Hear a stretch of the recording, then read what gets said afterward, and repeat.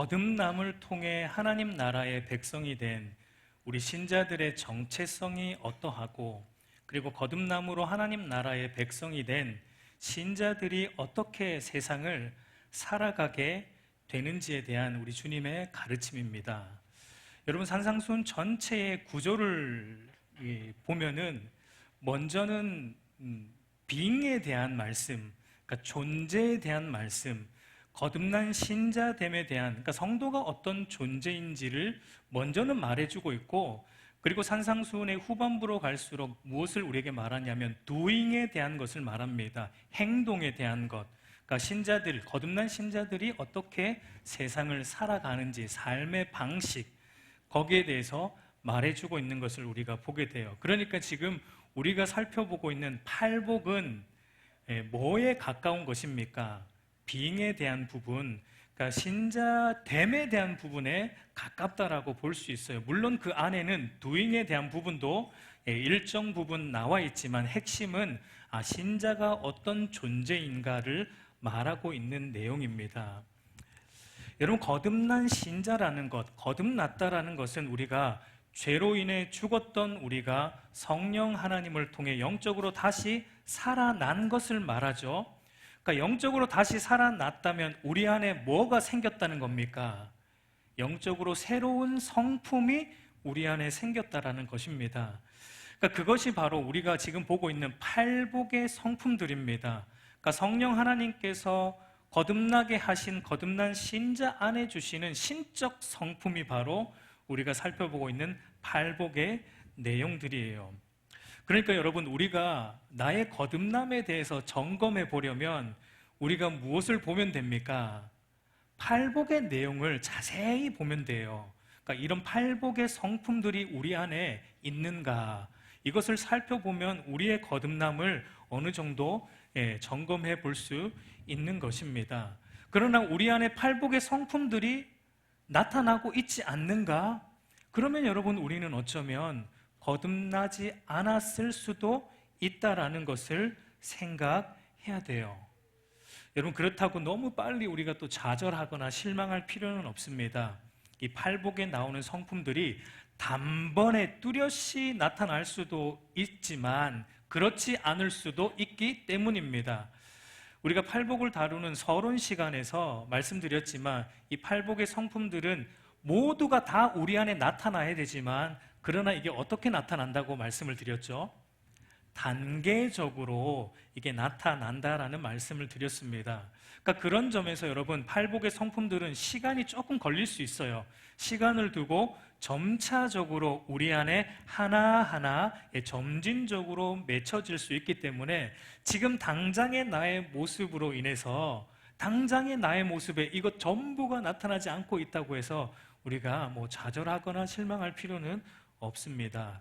중요한 것은 하나님께 겸손히 엎드려 팔복의 성품들이 우리 안에 맺혀지도록 우리가 기도하면서, 그리고 동시에 하나님의 말씀 앞에 부지런히 나아가는 우리 편에서의 이 지속적인 열심이 필요한 것입니다. 여러분, 믿음은 다른 것으로 오지 않습니다. 믿음은 하나님의 말씀을 들음으로 오는 것입니다. 여러분, 오늘도 우리가 하나님의 나라에 대한 이 주님의 말씀인 산상수훈의 말씀을 통해 참된 믿음의 열매가 저와 여러분 안에 맺혀지는 은혜가 있기를 간절히 소망합니다. 여러분, 세상의 가치관은 자신의 가치와 가능성을 최대한 어필하고 높여야지 인정받고 땅도 차지할 수 있고 부유하게 살 수 있다라고 우리에게 가르치고 있어요. 그렇게 살아야지 이 세상을 천국처럼 살 수 있다라고 세상은 우리에게 말합니다. 그러나 여러분, 우리 예수님은 뭐라고 말씀하셨습니까? 나의 죄인됨을 알고 내 안에 어떠한 소망이 없다는 것을 알고, 그리고 죄로 인해 타락한 이 부패한 세상 안에도 어떠한 소망이 없다는 것을 깨달은 심령이 가난한 사람이 복이 있다.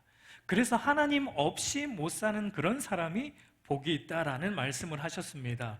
왜냐하면 여러분, 그런 자들 안에 뭐가 임했기 때문에, 천국이 임했기 때문이다라고 우리 주님이 말씀하셨어요.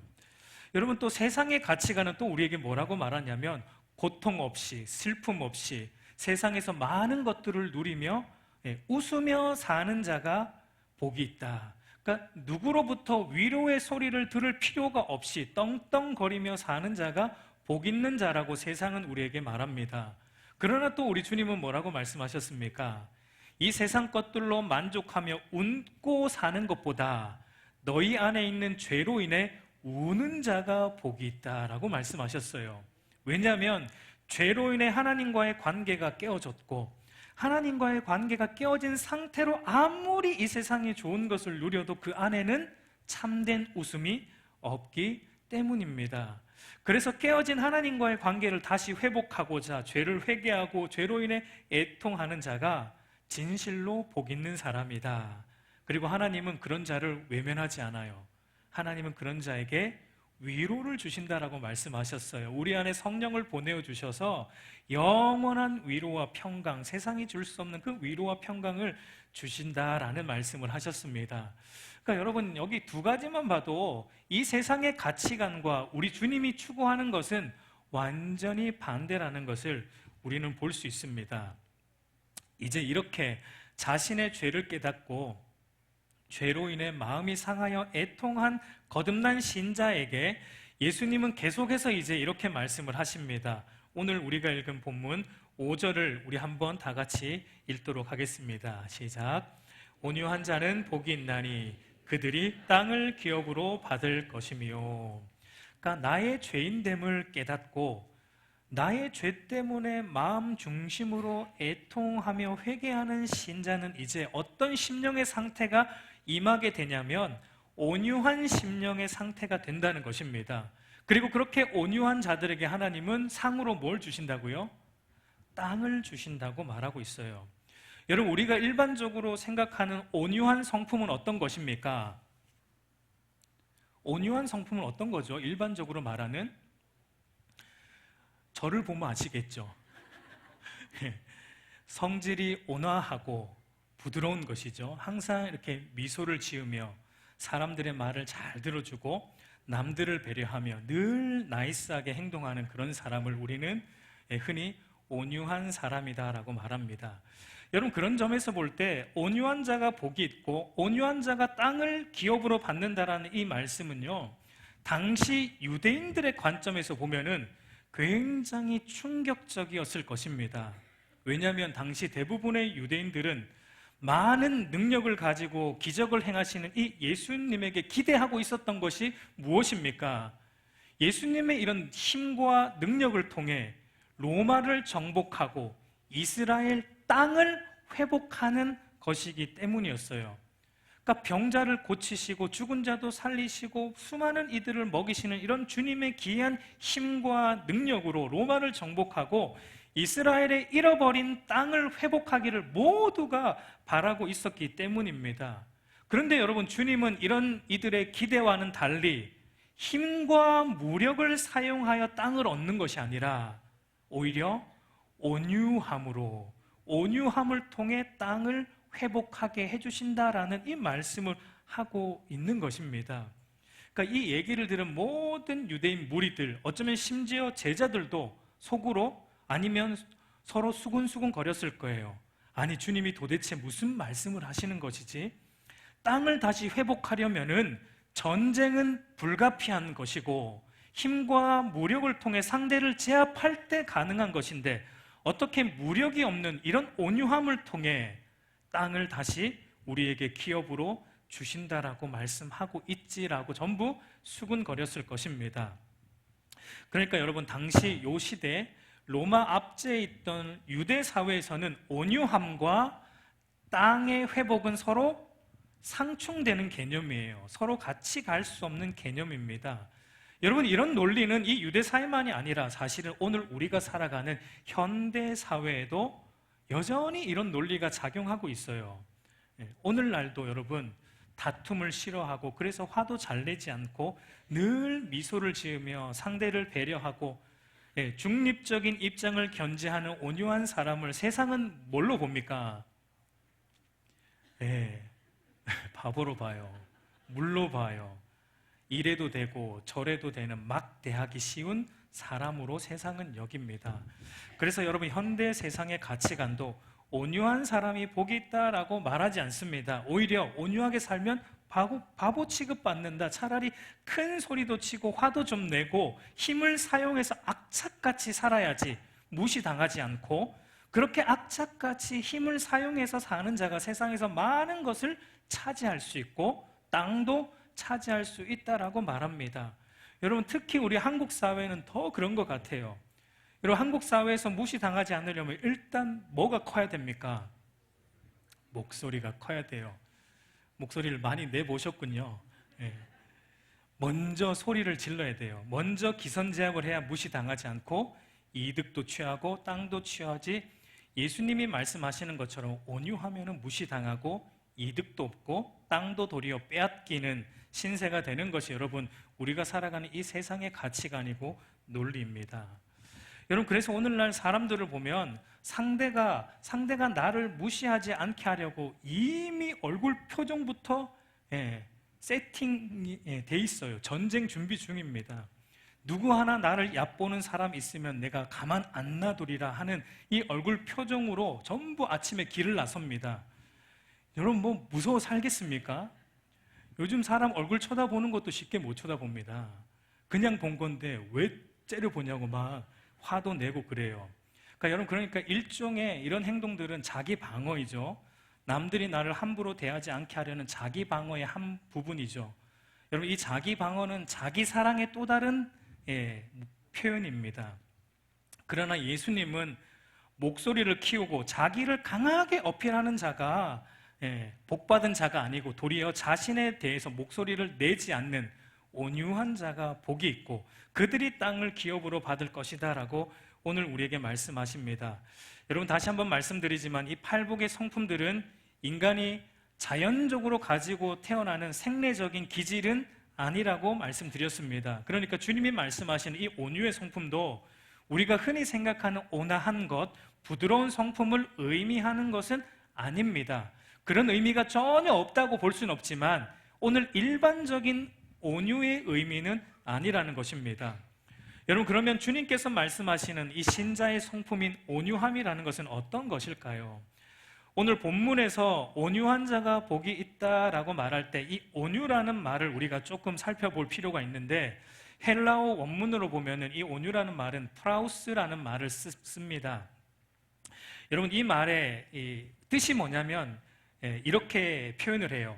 야생마가 기수에 의해 잘 길들여져서 아주 유용하게 쓰이는 상태라고 말을 합니다. 여러분, 야생마를 한번 생각해 보세요. 야생마가 길들여지기 전에는 어떻습니까? 그 힘이 통제가 되지 않습니다. 아주 거칠어요. 거칠게 날렵니다. 그러나 기수에 의해, 숙련된 기수에 의해서 야생마가 통제가 되고 훈련이 되면은 그 다음에는 어떻습니까? 그 다음에는 어떤 말보다도 이용 가치가 높습니다. 힘을 사용할 때 힘을 쓰게 되고 힘을 쓰지 않아야 할 때 힘을 통제할 수 있는, 그래서 여러분, 이 당시에 전쟁용 말은 전부 야생마였다라고 합니다. 훈련된 야생마가 전쟁용 말로 쓰였어요. 왜냐하면 전쟁용 말은 거침이 없어야 돼요. 두려움이 없어야 돼요. 그런데 그저 마구에서 태어나고 자란 말은 겁이 많아요. 겁이 많아요. 그러나 야생마는 겁이 없고 그리고 기수에 의해 훈련이 되었기 때문에 기수에 의해 통제에 따라 거침없이 달리고 또 멈출 때는 온순하게 멈추는, 여러분, 이런 상태가 오늘 주님이 말씀하시는 온유함의 모습이다라고 말합니다. 길들여진 야생마의 모습, 힘이 있지만 그 힘을 쓸 때 쓰고 쓰지 않아야 할 때 감출 수 있는 것이 성경이 말하는 온유함의 모습입니다. 달리 말해서 영적 겸손, 그러니까 우리가 첫 번째 살펴봤던 그 영적 겸손으로부터 나오는 영적 강함이라고 말할 수 있습니다. 그러니까 절제되고 통제되는 힘을 의미합니다. 야생성을 발휘해야 될 때 발휘하고 그 야생성을 멈춰야 될 때는 철저히 멈추는 것, 그것이 성경이 말하는 온유함의 모습이에요. 여러분, 그러니까 주님이 말씀하시는 온유라는 것은 여러분, 우리의 기수이신 누구요? 성령 하나님, 우리 안에 오신 성령 하나님, 우리의 기수이신 성령 하나님을 통해 철저히 통제되고 훈련된 성품이 바로 온유라는 거예요. 여러분, 그래서 신자 안에 맺혀지는 성품은 전부 성령의 열매라고 성경이 우리에게 말하고 있습니다. 갈라디아서 5장 22절, 23절 우리 한번 같이 읽겠습니다. 시작. 오직 성령의 열매는 사랑과 희락과 화평과 오래 참음과 자비와 양성과 충성과 온유와 절제니 이 같은 것을 금지할 법이 없느니라. 그러니까 온유를 포함한 이 모든 성품들은 우리의 기수이신 성령 하나님에 의해서 우리 안에 훈련되고 빚어지는 예수 그리스도의 성품이라는 것을 우리에게 말하고 있습니다. 여러분, 그렇다면은 이 성령 하나님에 의해서 우리 안에 이제 빚어지고 훈련되어진 이 온유함의 성품이 구체적으로 어떤 모습인지 우리가 조금 더 구체적으로 살펴보도록 하겠습니다. 첫 번째는요, 이 온유함이라는 것은 첫 번째는 나에 대해서, 자기 자신에 대해서는 철저하게 절제가 되고 통제가 되는 성품을 말합니다. 나 자신에 대해서는 야생성을 절대 발휘하지 않는 거예요. 그러니까 자기 자신에 대해서는 영적 겸손의 힘을 발휘하는 것이 온유함입니다. 그러니까 무슨 말이냐면 나 자신에 대해서는 완전히 죽은 존재가 되는 것입니다. 여러분, 이것이 어떤 것인지 온유함의 대명사이신 성경에 나오는 두 명의 인물을 통해 우리가 조금 더 이해를 돕도록 해보겠습니다. 민수기 12장 3절 말씀 우리 한번 같이 읽겠습니다. 시작. 이 사람 모세는 온유함이 지면의 모든 사람보다 더하더라. 여러분, 성경은 모세를 가리켜서 이 땅의 모든 사람보다 가장 온유한 사람이다라고 극찬을 하고 있는 것을 보게 돼요. 여러분, 모세가 어떤 점에서 온유한 사람입니까? 여러분, 사실 그의 나이 40세에 충동적으로 애굽 사람을 쳐 죽인 이력도 있고 출애굽 여정 속에서 불같이 화를 낸 경우도 많고 결국 자신의 화를 참지 못해서 하나님 말씀을 거역함으로 결국은 모세도 가나안 땅에 들어가지 못하는 그런 인물인데, 여러분, 이런 점만 놓고 보면은 모세는 온유와는 사실은 거리가 먼 사람 같은데 왜 성경은 이 모세를 가리켜서 모든 사람보다 더 온유한 사람이다라는 말을 우리에게 하고 있습니까? 이것을 이해하려면 이 말씀을 하시는 배경을 우리가 조금 봐야 되는데, 여러분, 모세가 출애굽한 이후에 구스 여인을 아내로 맞이합니다. 그런데 그 일로 인해서 모세의 누이 미리암과 형 아론이 모세를 비난해요. 모세를 욕해요. 어떻게 이스라엘 지도자가 이스라엘 여자를 아내로 맞이하지 않고 애굽에서 데리고 나온 그 종인 여자 구스 여인과 아내를 맞이해서 결혼할 수 있는가라고 비난을 합니다. 그런데 여러분, 왜 모세가 하필 출애굽한 이후에 이방 여인 구스 여인과 결혼을 합니까? 여러분, 구스는 오늘날로 하면 에티오피아입니다. 그러니까 흑인 여인이에요. 왜 모세가 그 이스라엘 여인이 아니라 그 종인 여인, 흑인 여인과 왜 모세가 결혼을 하고 있습니까? 여기에는 하나님의 의도가 있다라고 생각이 돼요. 그러니까 출애굽한 이스라엘 백성들에게 하나님은 모세의 이 결혼을 통해 보여주시는 거예요. 뭐냐면 너희가 받은 구원이 이와 같다는 것을 보여주고자 하는 거예요. 무슨 말이냐면 천한 종의 이방 여인의 천대받는 흑인 여인이었던 구스 여인을 모세가 아내로 맞아 신부로 삼고 결혼했듯이 너희도 종의 자리에서 구원받은 것이지, 너희가 자격이 돼서 하나님의 선택을 받았고 너희가 자격이 돼서 구원받은 것이 아니다라는 것을 하나님은 실물 교육으로 보여주는 거예요. 오로지 너희는 예수 그리스도, 유월절 어린 양이신 예수 그리스도의 십자가와 하나님의 그 무조건적인 선택의 은혜로 말미암아 건짐을 받아 구원받은 것이지 너희의 자격이 아니다라는 것을 하나님은 구스 여인을 통해 보여주는 것입니다. 여러분, 그래서 미리암이 모세를 비난하는 것은 단순히 모세의 행위 자체를 비난하는 게 아니에요. 그 안에는 뭐가 있냐면 미리암 자신이 선민이기에 구원받았다는 교만, 잘못된 구원관 들어있는 거예요. 이렇게 말하는 거예요. 너는 선민 이스라엘의 지도자로서 왜 하필 구스 여인을 아내로 맞냐? 왜 선민 이스라엘의 이름에 먹칠하느냐? 출애굽할 때 이스라엘만 건짐 받고 구원받아야 되는데 왜 하나님은 또 하필 저 이방 사람들도 같이 건져 주셔가지고 그것도 내가 지금 배가 아픈데 왜 하필 또 결혼까지 해서 너는 내 속을 긁냐? 라고 미리암이 모세에게 비난하고 있는 것과 같아요. 여러분, 그래서 하나님은 구원받을 만한 자격이 있다라고 생각하는 그 미리암에게 도리어 어떻게 하셨습니까? 부정한 문둥병이 걸리게 하셨던 거예요. 여러분, 중요한 것은 그런데 그런 미리암이 모세를 그렇게 비난할 때 모세가 어떻게 했는가를 우리가 주목해 볼 필요가 있는데, 민수기 12장 13절 우리 한번 같이 읽겠습니다. 시작.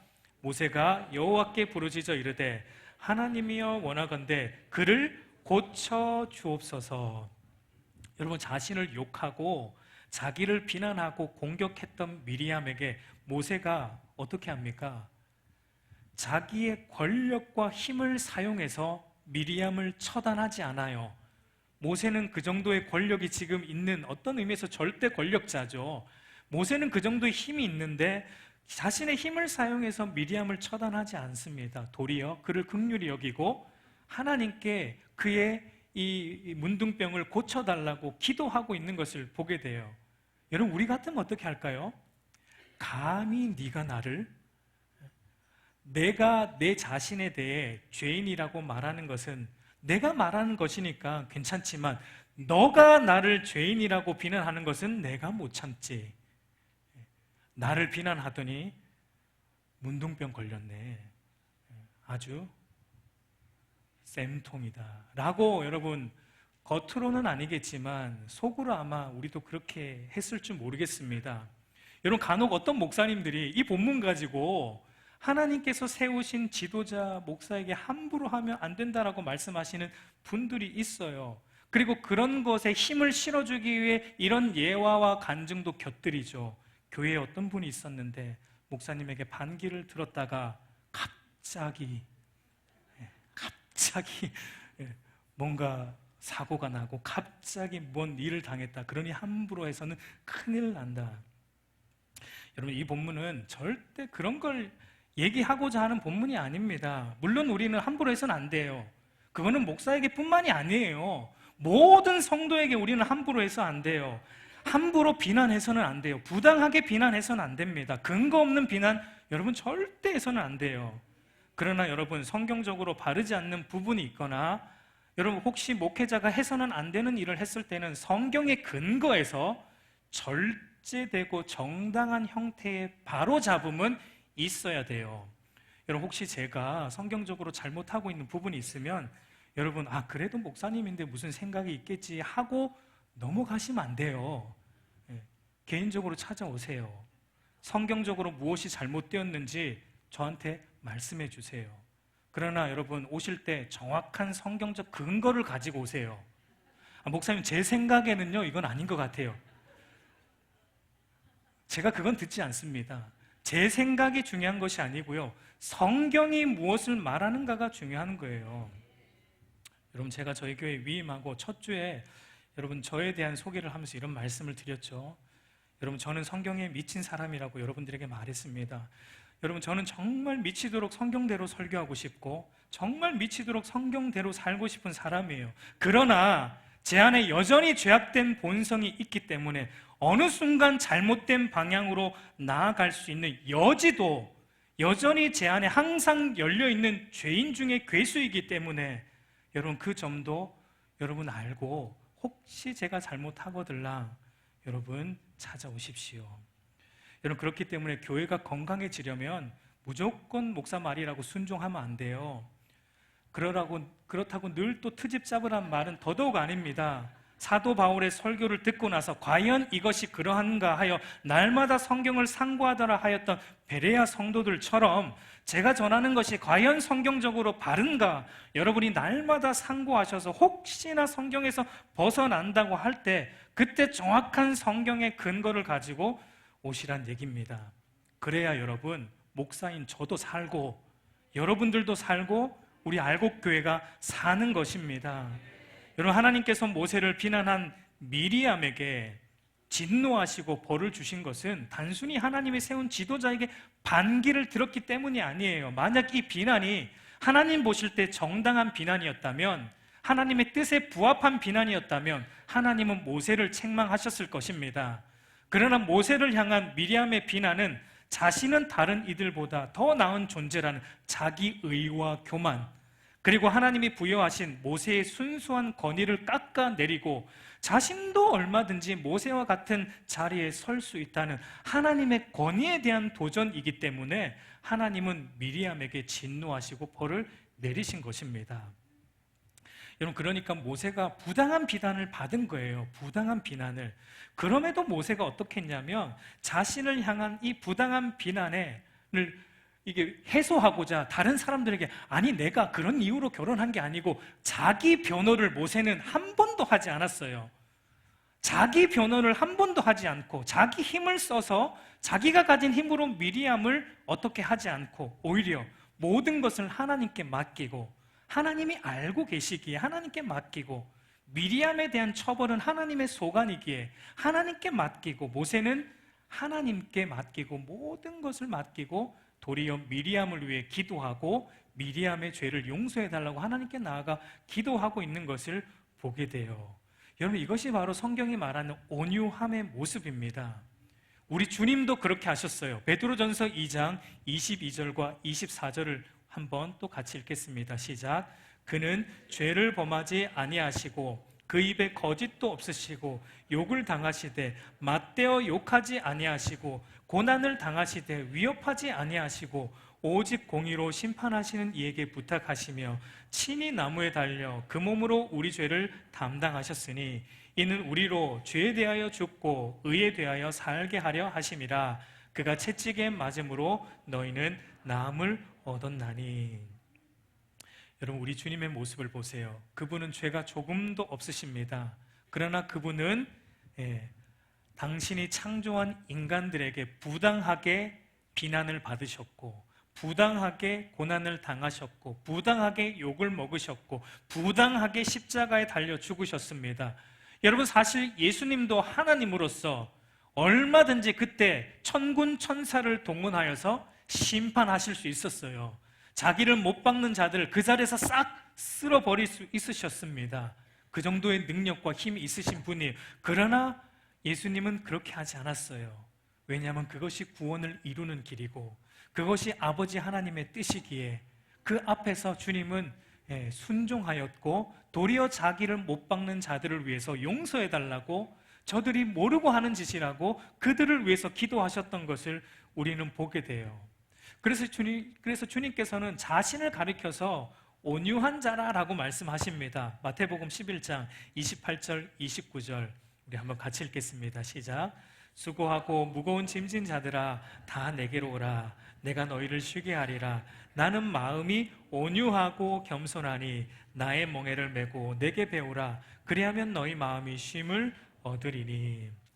여러분, 그러니까 이 모세와 우리 예수님의 모습을 통해 우리가 성경적 온유함이라는 것이 어떤 것인가라는 것을 찾아볼 때, 성경이 말하는 온유함은 바로 자기 자신에 대해서는 완전히 죽은 자가 되는 거예요. 그러니까 나 자신에 대해서는 민감하게 반응하지 않는 것입니다. 다른 이들이 나에 대한 어떤 비판과 평가를 내릴 때, 비난을 할 때 나에 대해서 변호하거나 똑같이 맞서서 대항하는 것이 아니에요. 왜 그렇습니까? 우리가 팔복 첫 번째를 통해서 본 그 심령의 가난함이 어떤 고백이었습니까? 내가 이 세상에 있는 모든 사람들 중에 가장 악질 죄인이다라는 걸 깨닫게 된 게 첫 번째 심령의 가난함이에요. 내가 모든 사람들 중에 제일 악한 죄인을 깨달았습니다. 여러분, 그러면 뭐 우리를 변호할 이유가 뭐가 있겠습니까? 없는 거예요. 실은 나는 그런 비난을 들어도 마땅한 존재라는 것이 도리어 고백되는 것입니다. 비록 부당하게 비난을 받을지라도 별로 대수롭지 여기지 않는 것입니다. 다른 이들이 비난하는 그런 일을 내가 실제로 하지 않았을지라도 실제로 내가 그런 일을 하지 않았을지라도 여러분, 심령이 가난한 사람, 죄에 대해서 우는 사람은 무엇을 봅니까? 그런 비난이 나에게 들려질 때 우리는 그 비난을 들으면서 무슨 생각을 하게 됩니까? 실제로 내가 그 일을 하지 않았을지라도 우리는 무엇을 보게 되냐면, 내 안에는 지금 저들이 말하고 있는 그런 비난, 물론 내가 지금은 하지 않았지만 그런 비난을 나도 얼마든지 할 수 있는 잠재적 악함이 내 안에 있다라는 것을 보는 것입니다. 여러분, 그게 거듭난 신자의 모습이에요.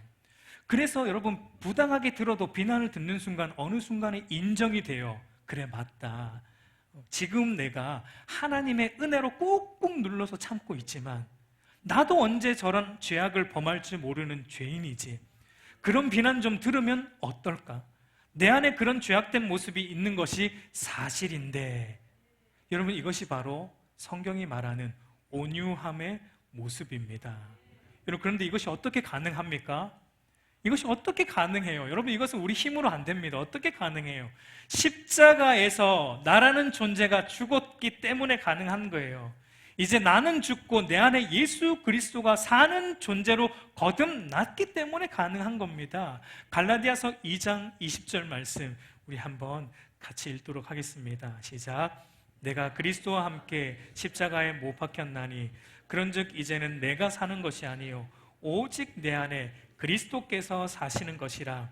이제 내가 육체 가운데 사는 것은 나를 사랑하사 나를 위하여 자기 자신을 버리신 하나님의 아들을 믿는 믿음 안에서 사는 것이라.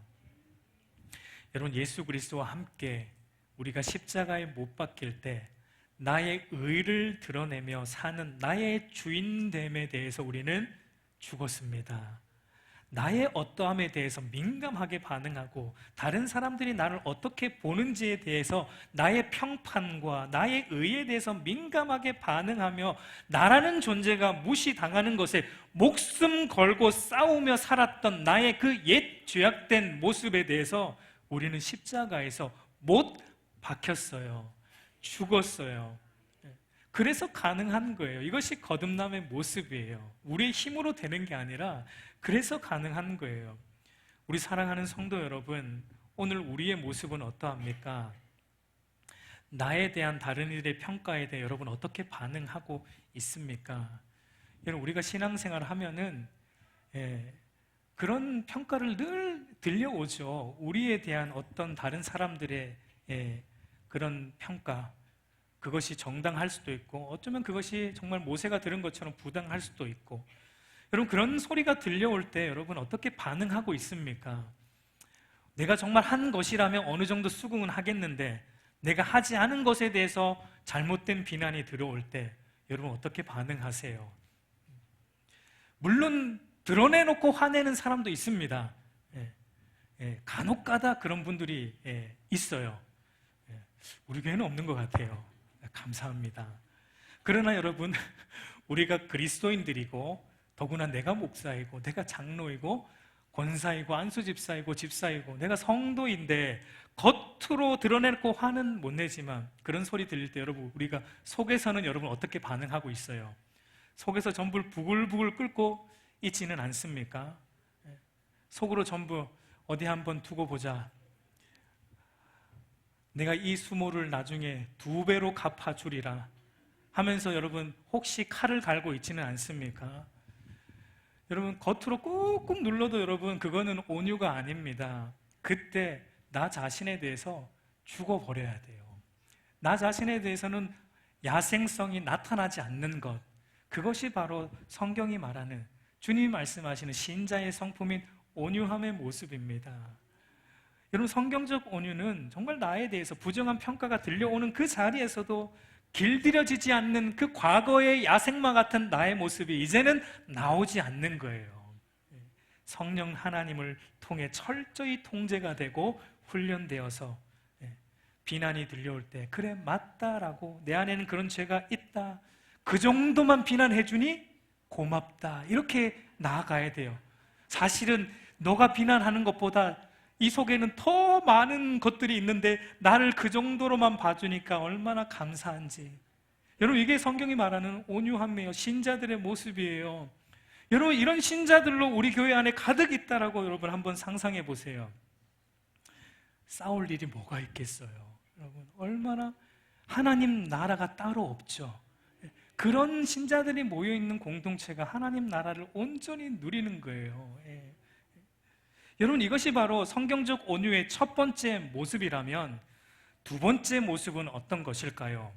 두 번째는 나에 대해서는 민감하지 않는데 하나님과 예수 그리스도에 대해서는 민감하게 반응하는 것입니다. 하나님에 대한 비난과 예수 그리스도의 복음에 대한 무시와 복음이 짓밟히는 그 자리에서는 야생성이 나타나는 것, 그게 성경이 말하는 온유입니다. 여러분, 우리가 그리스도와 함께 십자가에 못 박힐 때 나라는 존재에 대해서 죽었지만 그러나 누구에 대해서는 살아났습니까? 예수 그리스도에 대해서, 의에 대해서 우리는 살아난 존재가 된 거예요. 나를 죄로부터 건져 구원하신 그 예수 그리스도의 의에 대해서는 여러분 이제 우리는 민감하게 반응하며 사는 예수 그리스도가 주인된 인생이 된 거예요. 그게 거듭난 신자가 되었다는 의미예요. 여러분, 미리암이 자신을 비난할 때 민감하게 반응하지 않고 참고 도리어 미리암을 위해 중보했던 그 모세가 금송아지 우상 숭배하는 현장 앞에서는 어떻게 반응했습니까?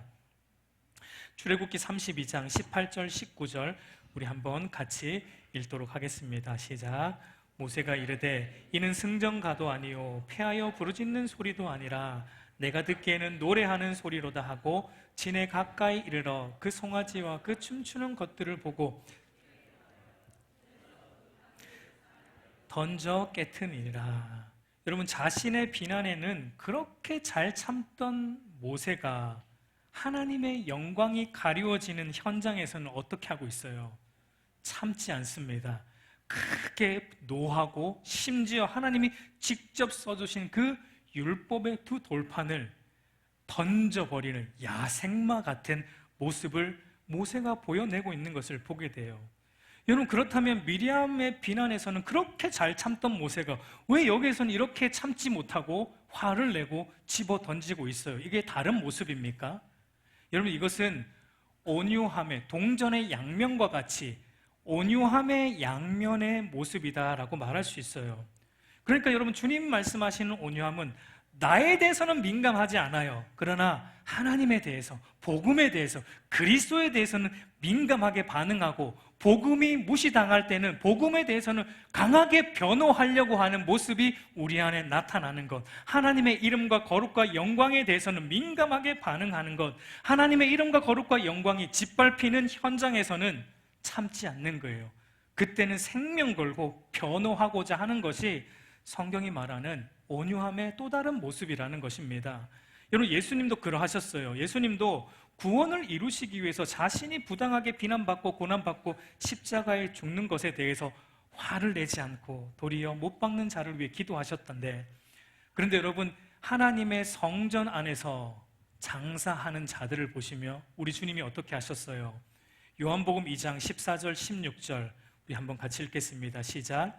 성전 안에서 소와 양과 비둘기 파는 사람들과 돈 바꾸는 사람들이 앉아 있는 것을 보시고 노끈으로 채찍을 만드사 양이나 소를 다 성전에서 내쫓으시고 돈 바꾸는 사람들의 돈을 쏟으시며 상을 엎으시고 비둘기 파는 사람들에게 이르시되 이것을 여기서 가져가라. 내 아버지의 집으로 장사하는 집을 만들지 말라 하시니.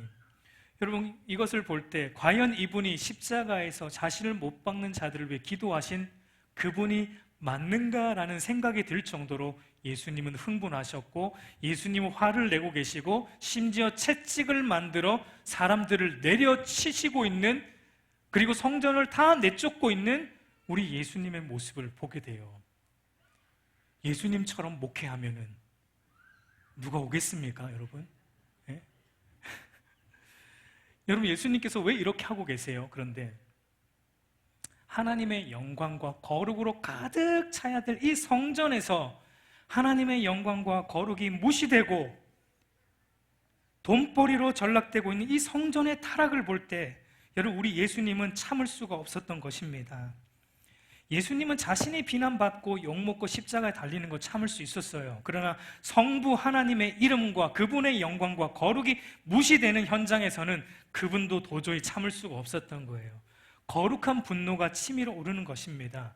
여러분, 이것이 바로 성경이 말하는 온유함이에요. 쉽게 말해서 내가 욕먹는 거 참을 수 있어요. 내가 욕먹는 거 얼마든지 참을 수 있다는 거예요. 그러나 하나님이 욕먹는 거 나는 못 참는 거예요. 복음이 욕먹는 거 나는 못 참겠다라는 것입니다. 그래서 여러분, 윌리엄 바클레이라는 주석가는 오늘 이 본문을 이렇게 풀어서 설명을 해놓고 있어요. 우리 한번 같이 읽어볼까요? 시작. 분노해야 할 때 항상 분노하고 분노해서는 안 될 때 결단코 분노하지 않는 자가 복이 있다. 분노해야 될 때는 언제입니까? 예수 그리스도와 하나님의 영광과 거룩이 가려지는 현장, 그리고 혹은 내가 아닌 다른 지체, 나는 아니에요, 내가 아닌 다른 지체가 부당한 일을 당하고 부당한 비난을 받을 때는 절제되지만 다른 지체를 위해서는 우리가 거룩한 절제된 분노를 일으킬 수 있어요. 그러나 나에 대해서는 절대 분노하지 않는 것, 그게 온유함이에요. 내가 무시당할 때 바울의 고백처럼 나는 날마다 죽노라고 말한 것처럼 말마다 나는 죽는 것, 여러분, 그것이 바로 성경이 말하고 오늘 주님이 말씀하시는 성경적 온유함입니다. 그런데 여러분, 오늘 우리는 어떻게 하고 있습니까? 오늘 우리의 모습은 어떻습니까? 여러분, 어쩌면 우리는 반대로 하지 않고 있나요? 내가 욕먹는 건 도저히 못 참아요. 이렇게 치밀어 오르고. 근데 하나님이 욕먹고 복음이 막 짓밟히는데 거기서는 왜 그렇게 온유한지, 참아야 돼, 내가 그리스도인이지. 막 복음을 막 짓밟는 사람들에게 막 잘 참아요. 우리는 그리스도인이니까. 거기서는 여러분 참으면 안 돼요. 싸우란 얘기는 아닙니다. 여러분, 싸우란 얘기는 아니에요. 막 이렇게 치고받고 싸우란 얘기는 아니에요. 그러나 그때 우리 안에 거룩한 분노가 치밀어 올라야 돼요. 우리는 반대이죠. 내가 욕먹는 거는 도저히 못 참아요. 여러분, 거듭난 신자는 여러분 이게 바뀐 거예요. 세상은 이렇지만 바뀐 거예요. 내가 욕먹는 거 얼마든지 참을 수 있어요. 그러나 하나님이 욕먹는 거, 우리 구주가 욕먹는 거, 복음이 무시당하는 거, 거기서는 도저히 참을 수 없어서 속에서 속상한 거예요. 치밀어 오는 거예요. 그게 바로 오늘 주님 말하는 복이 있다라는 온유함이에요. 여러분, 주님은 그런 자에게 어떤 복을 약속하셨습니까? 땅을 주신답니다. 여러분, 아마 팔복 중에 우리 한국 사람들이 제일 좋아하는 복일 거예요. 이거는 워낙 땅 투기 좋아하는 민족이라 땅 하면은 혹합니다. 우리가. 여러분, 죄송하지만 여기서 말하는 땅은 우리가 바라는 땅은 아닙니다. 어디 강남의 알짜박이 땅, 그거 하나님 주시면은 내가 온유할 수 있겠는데 죄송하지만 그건 아니에요. 아마 이 얘기를 들었을 때 유대인들은 땅을 기업으로 주신다라고 말할 때 과거 출애굽 이후에 가나안 땅을 기업으로 주신 것을 떠올렸을 것이고, 이제 다시 잃어버린 이스라엘 땅을 주님이 회복 주시려는 말인가라고 오해했을 겁니다. 그러나 주님께서 온유한 자에게 땅을 주신다는 말은 그런 의미가 아니라, 여러분, 사실 땅을 주신다라는 것 안에 뭐가 담겨 있냐면 쉼과 안식을 주신다라는 의미가 담겨 있습니다. 하나님께서 이스라엘 백성들에게 가나안 땅을 주실 때 이렇게 말씀하십니다. 레위기 25장 2절, 우리 한번 같이 읽겠습니다. 시작. 이스라엘 자손에게 말하여 이르라. 너희는 내가 너에게 주는 땅에 들어간 후에 그 땅에서 여호와 앞에 안식하게 하라. 신명기 25장 19절도 읽습니다. 시작. 그러므로 내 하나님 여호와께서 내게 기업으로 주어 차지하게 하시는 땅에서 내 하나님 여호와께서 사방에 있는 모든 적군으로부터 내게 안식을 주실 때에 라고 말하는 것을 보게 돼요. 그러니까 땅을 기업으로 주신다라는 것의 목적이 뭐예요? 땅 자체가 아닙니다. 땅 자체가 아니에요. 땅을 기업으로 주신다라는 것의 목적은 무엇입니까? 안식이에요. 사방의 적으로부터 하나님이 보호하심으로 찾아오는 안식과 쉼이 목적인 겁니다. 여러분, 그러니까 이 주님께서 온유한 자에게 땅을 주신다고 할 때 이 땅은 무엇을 말합니까? 바로 하나님 나라를 의미하는 것이죠. 하나님의 다스림과 통치로 인해서 어떤 적으로부터 공격을 받지 않을 가장 안전한 나라인 하나님 나라 안에서 누리는 안식과 쉼을 온유한 자가 누리게 될 것이다 라고 말하고 있어요. 여러분, 예수님의 삶을 보십시오. 마태복음 8장 20절 보면 예수께서 이르시되 여우도 굴이 있고 공중에 새도 거처가 있을 때 인자는 머리 둘 곳이 없다 하시더라. 여러분, 예수님은 이 땅에서 머리 둘 곳 없으셨어요. 이 땅에 육체로 사시면서 땅 한 평 가지지 않으셨어요. 소유하지 않으셨어요. 여러분, 그렇다고 우리 주님이 부족한 분이십니까? 아니죠. 그분은 모든 땅의 실소유자이세요. 지금 여러분들이 갖고 있는 거 실소유자가 여러분이 아니고요, 주님이세요. 예. 이 모든 세계가 실소유자는 주님이세요. 주님은 죄로 인해 타락한 이 땅, 죄로 인해 참된 안식과 쉼을 잃어버린 이 땅에 참된 안식과 쉼을 회복하는 참된 땅인 하나님 나라를 우리에게 주시려고 이 땅에 오셨어요. 그리고 여러분, 땅을 기업으로 받을 것이며 라는 이 본문의 말씀이 미래형으로 기록이 되어 있습니다. 이중적인 의미가 있어요. 그러니까 이미 우리가 이 땅에서 하나님 나라, 가장 안전한 하나님 나라를 살아감으로 안식과 쉼을 누리지만 동시에 미래에 주님 다시 오실 때 영원히 임할 영원한 안전한 하나님 나라에서 누리게 될 영원한 안식과 쉼을 또 누리게 되는 약속도 우리에게 주고 있습니다. 여러분, 그래서 신자는 이 땅을 어떻게 살아갑니까? 이렇게 살아갑니다. 우리 마지막으로 고린도후서 6장 9절과 10절 다 같이 한번 읽어보도록 하겠습니다. 시작. 무명한 자 같으나 유명한 자요, 죽은 자 같으나 보라 우리가 살아있고, 징계를 받는 자 같으나 죽임을 당하지 아니하고, 항상 기뻐하고, 가난한 자 같으나 많은 사람을 부요하게 하고, 아무것도 없는 자 같으나 모든 것을 가진 자로다. 여러분, 이렇게 우리는 이 땅을 살아가는 거예요. 여러분, 팔복의 가치를 가지고 이 땅을 살면 이 세상에서는 무명한 자 같이 살 수밖에 없어요. 이 세상에서는 어쩌면 죽은 자 같고, 징계받는 자 같고, 근심하는 자 같고, 가난한 자 같아요. 그러나 실질적으로는 우리는 가장 안전한 하나님 나라 안에 들어와 있기 때문에 모든 것을 가진 자로 우리는 이 세상을 살아가는 것입니다. 이것이 영적 부요함의 삶이에요. 이제 말씀을 맺겠습니다. 우리 사랑하는 성도 여러분, 우리가 하는 말과 행동이 성령의 통제와 다스림 안에서 나는 날마다 쇠하여지고 예수님은 날마다 흥하게 되는 참된 온유함이 저와 여러분 안에 나타나기를 간절히 소망합니다. 그래서 하나님 안에서 자유하고 하나님 안에서 참된 안식과 쉼을 누리는 그 참된 은혜가 저와 여러분의 삶에 가득 넘쳐나기를 우리 주님의 이름으로 축복합니다.